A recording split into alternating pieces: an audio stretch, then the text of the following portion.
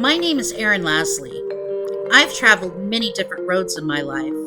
I've been a law enforcement officer and first responder in the United States Coast Guard. I've worked in a couple of psychiatric hospitals, but now I'm a professional historian and podcaster.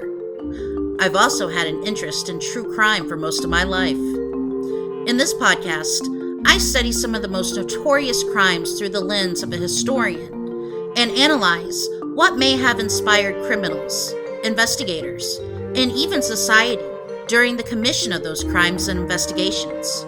Join me as we look into the history behind the crime.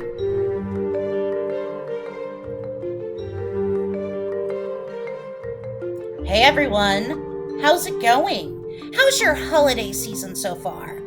I hope you have all got your shopping done. I'm all done. And I have the tree up, the stockings are hung, and I have my Die Hard Advent calendar out and on display. For every day closer to Christmas, Hans Gruber falls further off the Nakatomi Tower. It's not your typical Advent calendar, but Die Hard's my favorite Christmas movie. So without further ado, let's get this episode started. As you all well know by now, I love driving cross country. Just me, the dogs, some good podcasts or audiobooks, and the open road.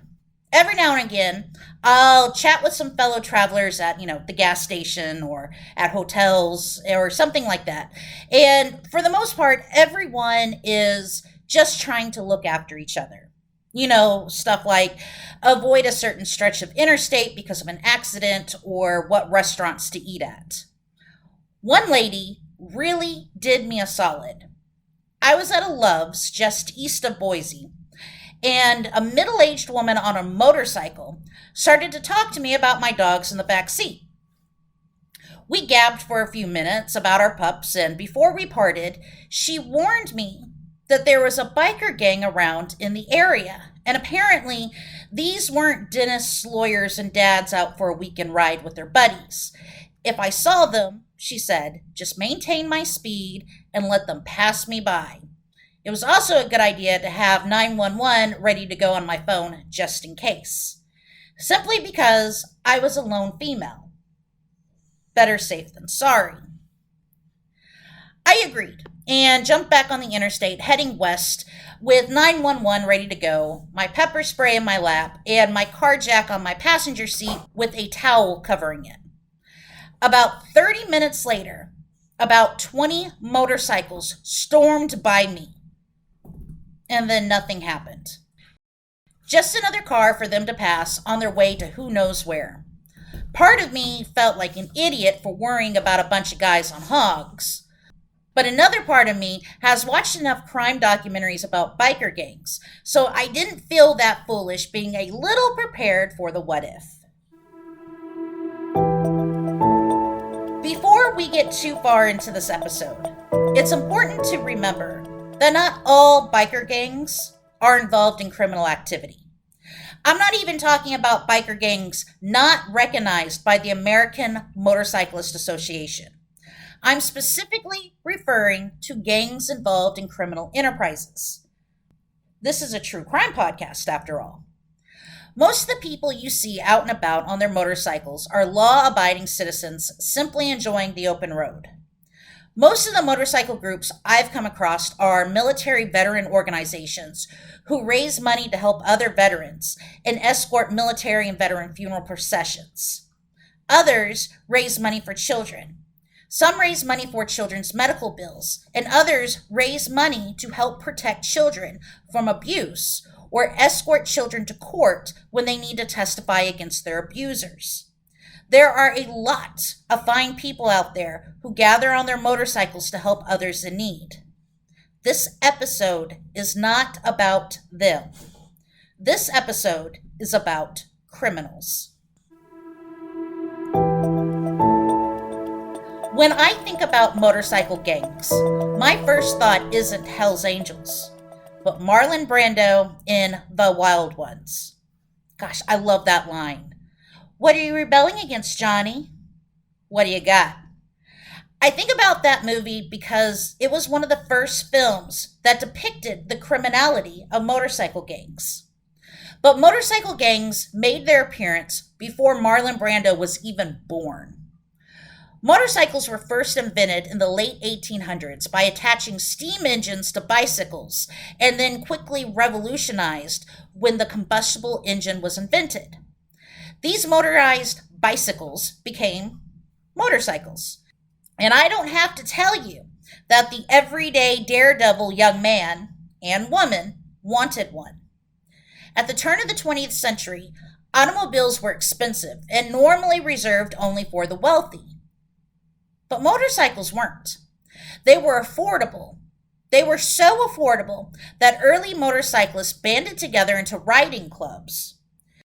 Before traffic lights were more widely used in the 1930s, the increased use of motorcycles really hacked a lot of people off because they would swerve in and out of traffic, and some cities even restricted their use. In response, devotees began to organize, to fight restrictions, but also to expand membership in riding events, self-regulate road racing, and encourage street repair. In 1903, just under 100 enthusiasts met in Brooklyn to form the Federation of American Motorcyclists. 2 decades later, in 1924, the American Motorcycle Association emerged. That summer, the group held a 1,400-mile endurance trial that began and ended in Cleveland, Ohio, demonstrating the long-range capability of the vehicles.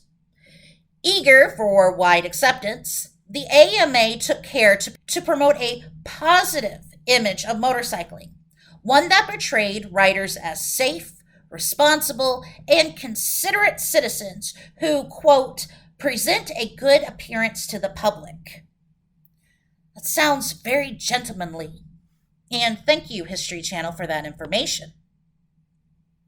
For about 40 years, America looked at motorcycles and motorcyclists as somewhat annoying but otherwise harmless. Compared to the car boom, early 20th century motorcycles barely registered on the who cares scale. That all changed with World War II. But honestly, what didn't change with World War II?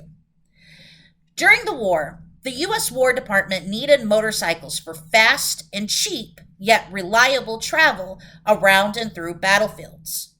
Harley-Davidson and Indian answered the call and produced more than 100,000 motorcycles bulked up for use on the battlefield. After the war, the U.S. government sold a lot of its surplus bikes, and Harley and Indian continued to produce more since returning vets liked riding them so much. Many returning combat veterans were in their mid-20s, young enough to challenge the social norms, and they needed space to connect with themselves when they couldn't connect with society. These young veterans needed to get away and disconnect, and connect with each other.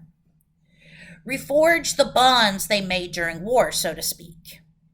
Their riding gear of choice were leather jackets, like the bomber jackets worn by pilots and flight crews, and, just like the flight jackets, bikers decorated their jackets with patches that symbolized their biker groups.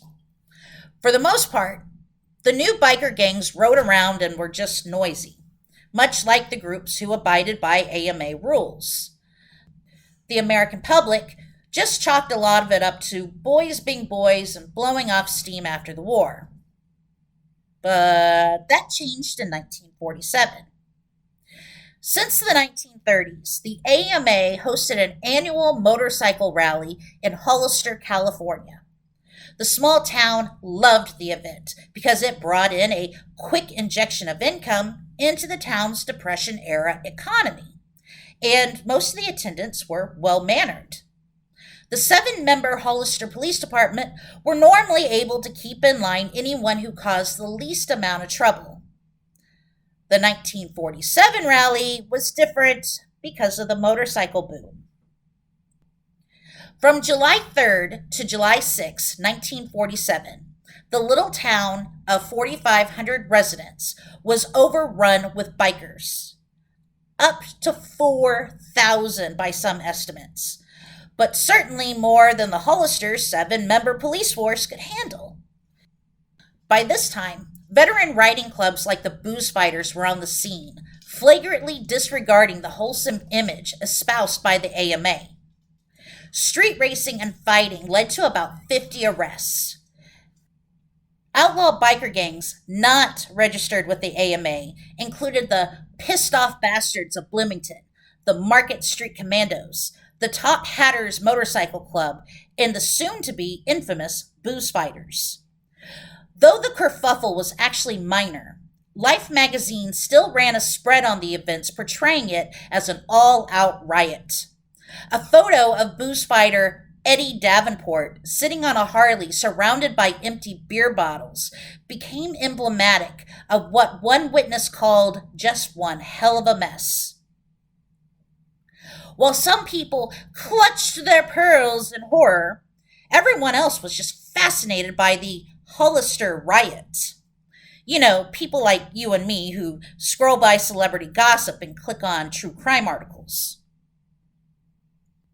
Afterwards, official motorcycle organizations like the AMA fought back against the portrayal of bikers as drunken ruffians. The AMA put out a press statement arguing that 99% of motorcyclists were good, decent, law-abiding citizens. The AMA has said it has no record that such a statement ever went out. But the story gave rise to the one percenters, a term referring to members of criminal motorcycle gangs like the Hells Angels, originally founded in 1947, and the Bandidos. If 99% of motorcyclists were law-abiding, the outlaw motorcycle gang members were the other guys, and proudly so. Even right after the Hollister debacle, more rough and tumble groups like the Booze Fighters were relishing the rebuke. And thank you, Vox, for that source of juicy information. So, if you're ever out and about and see a biker wearing a 1% patch, you might want to steer clear of them. The 1% patch is worn only by clubs immersed in criminality, and they take pride in that patch. The outlaw clubs began wearing the patch after Sonny Barger, president of the Hells Angels, and we'll talk about him a little bit more, called together Hells Angels and other California outlaw clubs to talk about police harassment. They all voted to ally under the patch in 1963, and the wearing of the patch spread east across the Mississippi River when the outlaws started to wear it. Okay, Aaron, but other than causing a general ruckus, what did these clubs do that was so bad? Oh, you name it, they probably did it. Drug dealing, money laundering, organized prostitution, dealing weapons, assault, and murder. Just like they do today. I would describe these outlaw motorcycle gangs as more organized than street gangs, but not as organized as the mafia, Italian or otherwise. Just like any club, there is a hierarchy that brings some order to the groups. Every club is different, but most outlaw motorcycle gangs have a president, vice president, treasurer, secretary, road captain, and a sergeant at arms or enforcer. The original chapter is known as the mother chapter and serves as the ruling body. The president sets the rules, doles out punishment, and authorizes business deals, both criminal and legit, like selling t-shirts or some shit like that. The man we can most credit all this criminal activity and organization to is Sonny Barger. Before Barger, these outlaw biker gangs were pretty much low-key, but Barger made them into what they are today. Barger was born in California in 1938 and was raised by his alcoholic father and strictly religious grandmother. He unleashed his discontent on his teachers, assaulting several of them and getting into fights with other kids. Needing something else in his life, he dropped out of school and at 16 lied about his age and joined the Army. A little over a year later, the Army honorably discharged him when they found out he lied on his entry forms. Needing some sort of discipline and the masculine bonding he found in the Army, Barger joined the Oakland Panthers Bike Club, and then the Oakland chapter of the Hells Angels. While most of the other Hells Angels chapters in California were full of honest blue-collar workers, the Oakland chapter was a wild bunch, to use Barger's own words. Barger became the chapter president in 1958 and actually played diplomat between other chapters, setting rules and carving up territory. Soon after, he became the national president of the Hells Angels and created new organization and rules in the group. Not only did membership grow, but the club's drug network did as well, which is where a lot of their revenue came from. Many outlaw clubs followed suit and are structured that way today. But I don't want you to think Barger was just a well-organized drug kingpin biker. This guy was a violent asshole. During a dust-up at a bar one night in 1965, a bar patron said a few choice words about the Hells Angels. In retaliation, Barger shoved his gun into the man's mouth and pulled the trigger. But Barger wasn't done with the man. Later on, Barger said the following: "Since the motherfucker was already shot in the head, I bent him over the pool table and shot him again." Somehow, the man didn't die, and Barger was convicted of assault with the intent to murder. Later on, a rival biker gang stole Barger's motorcycle, which is a cosmic FU in the biker world. When the Hells Angels caught up with the thieves, Barger ordered his boys to beat the men with spiked dog collars and bullwhips, and then break the men's fingers with ball-peen hammers. Lesson learned: don't steal another man's hog. While there are some outlaw biker gangs who are more diverse and inclusive, most outlaw biker gangs are not. No women, no minorities, and certainly no liberals. Before Barger's takeover of the Hells Angels, the gang and others had female members, even though it was predominantly male. In 1964, Barger made a rule that outlawed female members because he didn't think women were tough enough to defend themselves against rival gangs looking to take their patches. However, women do play an important part within biker gangs. Females associated with the gangs are better able to fly under law enforcement radar and are nearly the perfect mules for drugs and weapons. Unfortunately, these women are marked as property of the gang. They actually wear belts or vests that say property. And many of them are forced into prostitution or drug trafficking, or both. Women in these gangs fall into two categories: mamas and old ladies. Mamas are the sexual equivalent of a public well. Anyone can dip into her at any time as often as he wants. Old ladies are the wives or steady girlfriends of club members.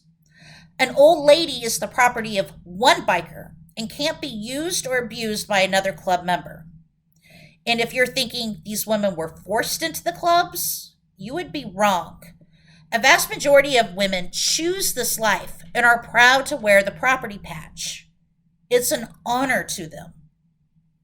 And despite what Barger thought, many of these women have been known to facilitate violence against other biker gangs, even participating in murder. There have been several cases of mamas attacking or killing other women who had sexual contact with their owners, biker chicks getting nasty in brawls, and even participating in murder for hire plots. Don't let those pretty faces and leather fool you. These women can be just as vicious as the men. While women's roles in the gang are quite clear, it's not so clear when it comes to racism. First, not all biker gangs are white. There are many different Latino, Asian, and black biker gangs out there that are neck deep in criminal activity. Second, and this one threw me for a loop, just because a biker wears an SS insignia doesn't really mean he's a racist. Bear with me with this one, okay? The most commonly displayed symbols shared by biker gangs and white supremacists include iron crosses, swastikas, the Totenkopf death heads image, SS lightning bolts, Nazi war eagles, and German army helmets. Such emblems can be found on biker jackets and vests, on bikes themselves, tattoos, and even in clubhouses. The use of these symbols by bikers goes back to the 1950s, when some of the early bikers, who were World War II veterans, began wearing military items, both their own, such as bomber jackets, and captured ones, such as, the German army helmets. Over the years, these gangs tended to use many of these symbols to show their nonconformist nature and for shock and awe. For example, many bikers displayed the Iron Cross on their bikes and clothing, as well as in the form of jewelry and tattoos. It has nothing to do with being anti Semitic or racist, but everything to do with the culture. Weird, but there it is. That being said, there are biker gangs out there that will beat the shit out of you for being different than they are. They absolutely wear Nazi paraphernalia because of their hate for others. Among these groups, you will see HH tattoos, which means Heil Hitler, or 88 tats, which symbolizes the eighth letter in the alphabet, which is H. Other white supremacist symbols, sometimes seen on the clothing and gear of various biker gangs, include references to the 14 words slogan, a popular white supremacist pledge that goes along the lines of, "We must secure the existence of our people and a future for white children." Gag. There's also white pride patches, white fist images, Klan references, WPWW for White Pride Worldwide, and a specific round variant of the Celtic cross that has become one of the most popular white supremacist symbols today. And I found all that in a study the Anti-Defamation League produced. In June of this year, 17 Hells Angels chased down and viciously attacked 3 black men in San Diego. Damn it, California, why is it always you? Allegedly, one of these men had spoken to a biker's girlfriend, which in and of itself is a huge no-no. And the man and his buddies chased down the young men who were in their late teens and early 20s while yelling racial epithets at them. One man was viciously kicked and beaten unconscious.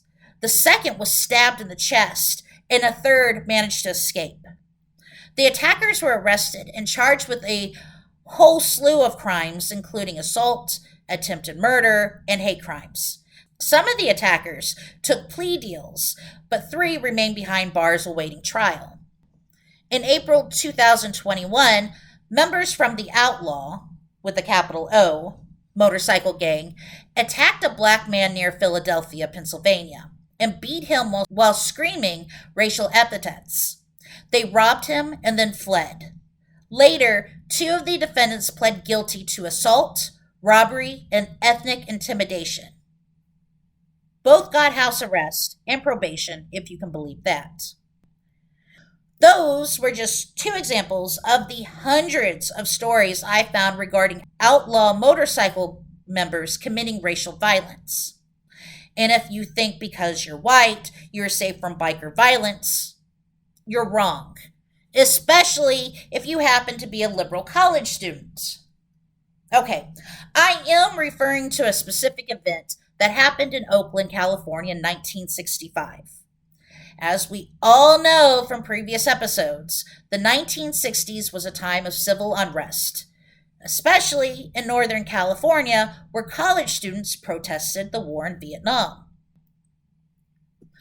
On October 16, 1965, a group of students from the University of California, Berkeley, because where else, held a rally in Oakland and Berkeley to protest America's involvement in Vietnam. The Hells Angels took offense to this. Remember, many of them were veterans, not like that's an excuse to commit violence, and took offense to the students' stance against the war. The Hells Angels called the rally a despicable, un American activity, and more than a dozen of the bikers showed up to protest the protest.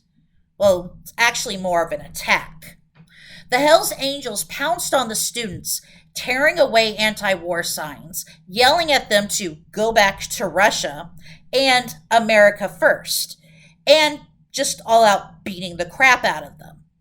In Oakland, the police stood by and let the attack happen. But in Berkeley, the police stepped in to stop the assault. 6 Hells Angels were arrested, and 1 police officer suffered a broken leg during an arrest. Later, the Angels held a press conference at their bail bondsman's office.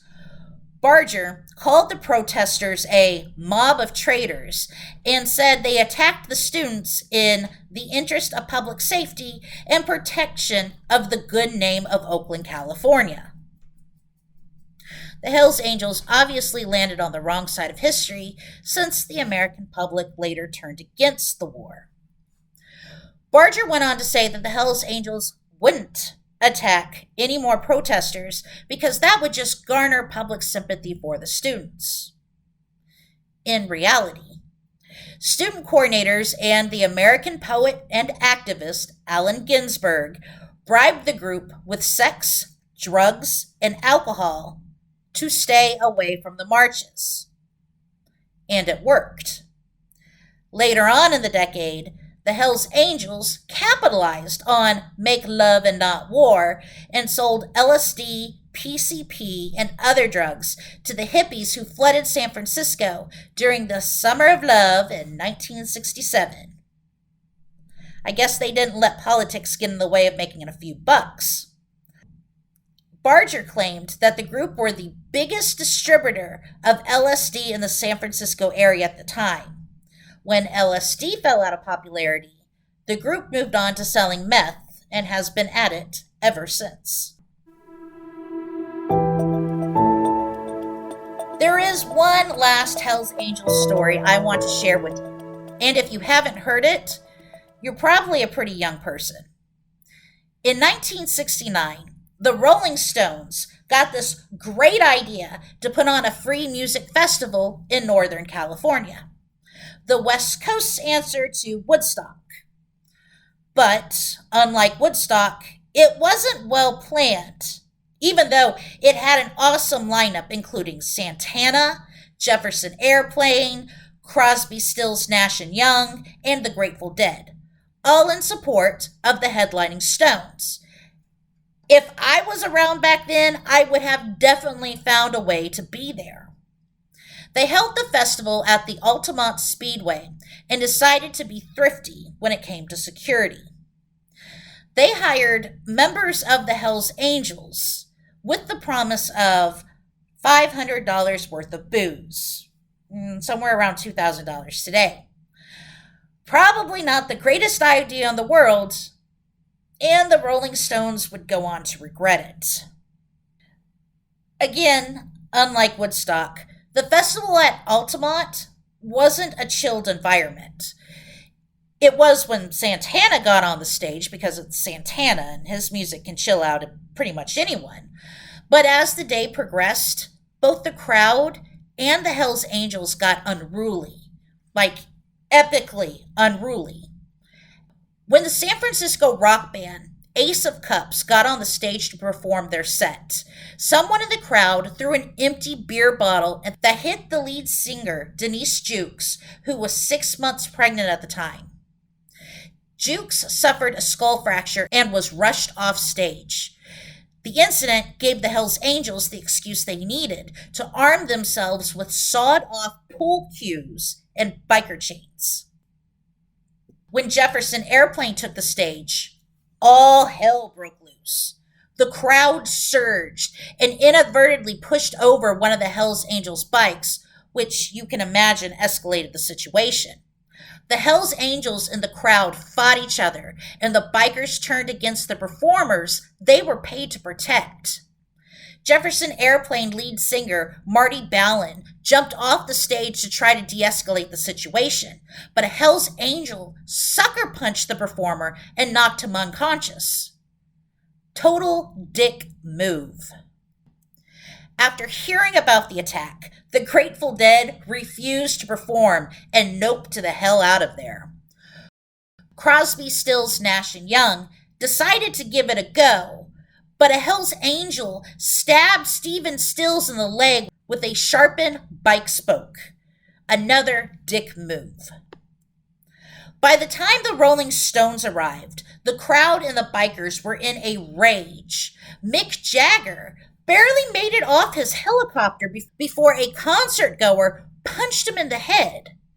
When the Stones finally made it to the stage, the crowd once again surged forward.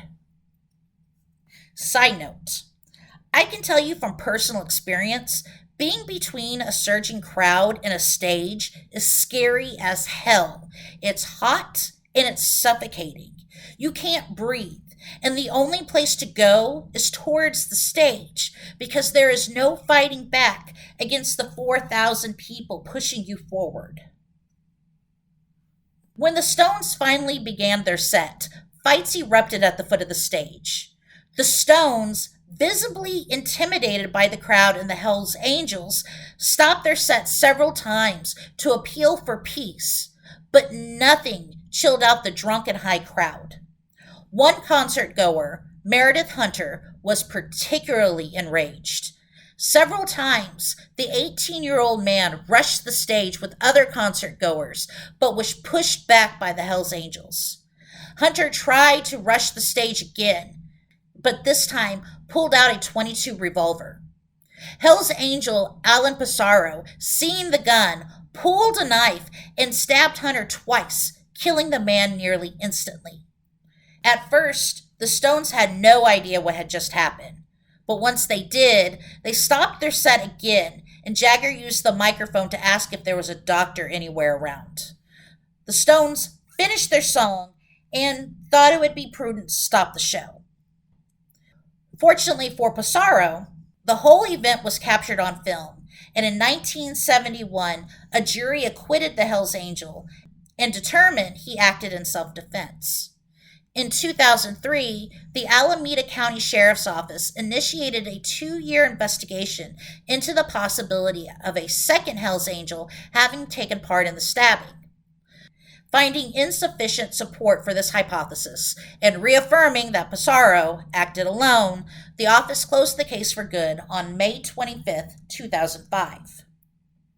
Throughout the decades, many people compared the Altamont concert to Woodstock and determined that Altamont was the end of the hippie music movement.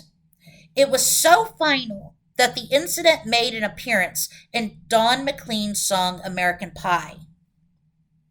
Oh, and I watched him on the stage. My hands were clenched in fists of rage. No angel born in hell could break that Satan's spell. And as the flames climbed high into the night to light the sacrificial rite, I saw Satan laughing with delight the day the music died.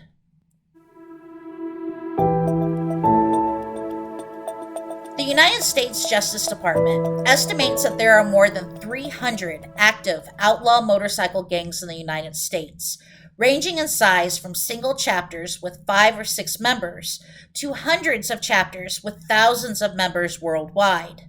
The Hells Angels, Mongols, Bandidos, Outlaws, and Sons of Silence pose a serious national domestic threat and conduct the majority of criminal activity linked to outlaw motorcycle gangs, especially activity related to drug trafficking and more specifically to cross-border drug smuggling. There's an episode of FBI True about that. Outlaw motorcycle gangs are as dangerous as the TV show Sons of Anarchy would have you believe. These guys are not romantic figures riding their hogs off into the sunset. They are smuggling drugs, sex trafficking women, dealing arms, and killing people, including each other. On May 17th, 2015, at least 5 rival biker gangs congregated at a Twin Peaks in Waco, Texas to discuss motorcyclist rights. Gosh, I would have hated to be a server that day.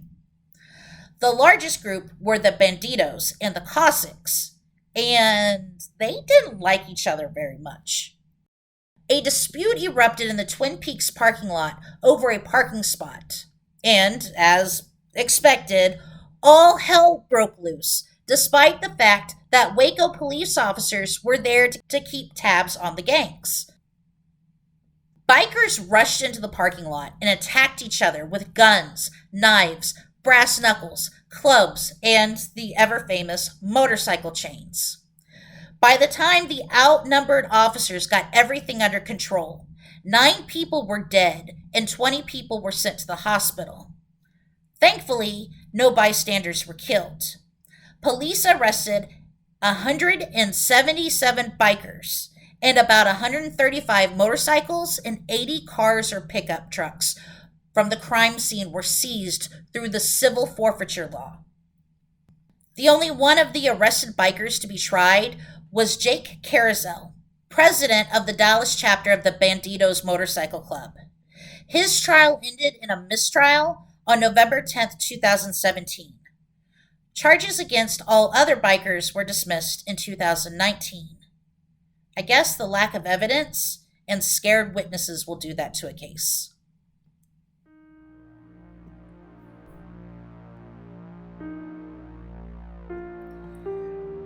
A few nights ago, I finished reading Billy Jensen's Killers Amongst Killers. For those of you immersed in the true crime community, you may be horrified that I bought his book because of his major F-up in 2022. A few women accused Jensen of sexually assaulting them, and Jensen was booted off his 2 podcasts, and his publisher put his book on hold. Jensen then checked himself into a treatment center and admitted he was an alcoholic. That does not excuse what he did, and his advocacy for victims and families just made the betrayal that much worse. Yet, I still bought his book, mainly because before his F-up, he was investigating the deaths of sex workers in Ohio. A few times on this podcast, I have talked about how sex workers are high-risk victims and easy prey for offenders, especially serial killers. Since those episodes, a few sex workers have reached out to tell me about their run-ins with some bad tricks, but they continued working the streets because of their need for pills and heroin. This is what Jensen's book was about. There are scores of unsolved murders of sex workers throughout the Midwest. Why the Midwest? Because it's practically ground zero for the opioid epidemic, and many sex workers are working the street for their next fix. Serial killers go where the prey is. In the 1980s, it was big cities such as LA, New York, and Seattle where the crack epidemic was raging. Today, it's Chicago, St. Louis, and Columbus, Ohio. These cities have seen an increase in sex worker murders, and the police have admitted there are active serial killers on the hunt there. However, many of these murders have remained unsolved. Why? Because these women are sex workers and live transient lifestyles. Families of these victims even had a hard time reporting them missing. What law enforcement agency wants to spend time and resources on the disappearance and deaths of addicts when there are other people they can help, right? The media tends to agree.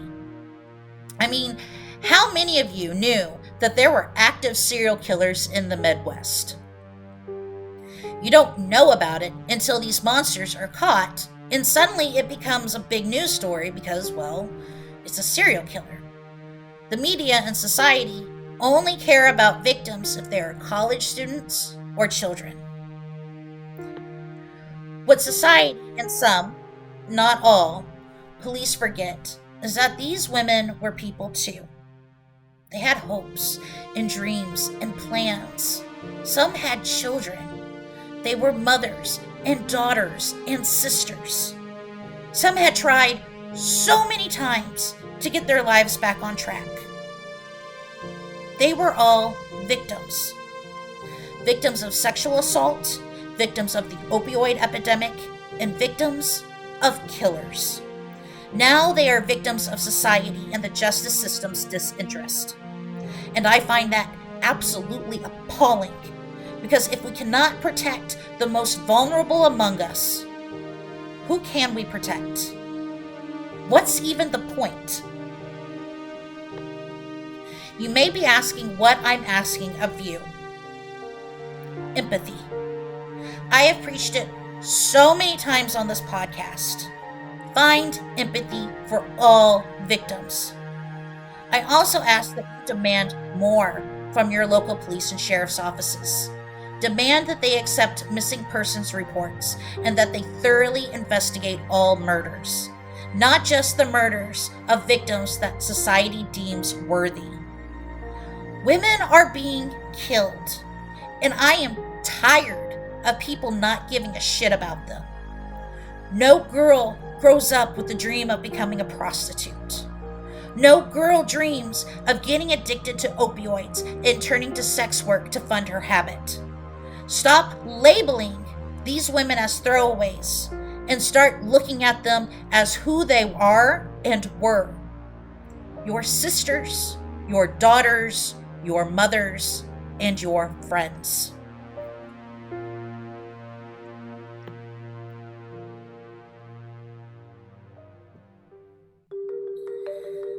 Y'all, I'm really hoping you are having a wonderful and magical holiday season.